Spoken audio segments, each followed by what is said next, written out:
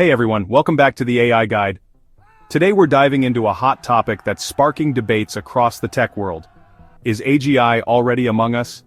Former Google executive Blaise Aguirre-Arcus and Google research fellow Peter Norvig claim that AGI, or artificial general intelligence, is not a distant dream.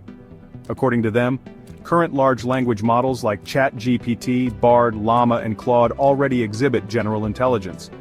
These models can perform novel tasks without specific training, navigate diverse topics, and adapt to various languages. Impressive, right? Another ex-Google exec, Ben Buchanan, backs this up. He points to advancements in natural language processing, robotics, and autonomous systems as evidence that AGI is already here. However, the specifics of these projects, still under wraps. But wait, there's more. Sam Altman, the CEO of OpenAI, says they know how to build AGI but haven't unleashed it yet. Why? They're aiming for something even bigger: superintelligence. Geoffrey Hinton, a Turing Award winner, adds that what we have now would have been considered AGI 20 years ago. On the flip side, some experts aren't convinced. Critics like Noam Chomsky and Gary Marcus argue these models lack true understanding. And Noam Brown from OpenAI reminds us that many research challenges remain unsolved. So what are the concerns?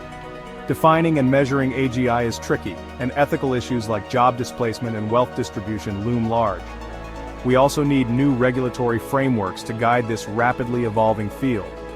Despite these challenges, the future looks exciting. With responsible development, AGI could revolutionize industries, reindustrialize economies, and unlock countless benefits. It's a thrilling time to be a tech enthusiast.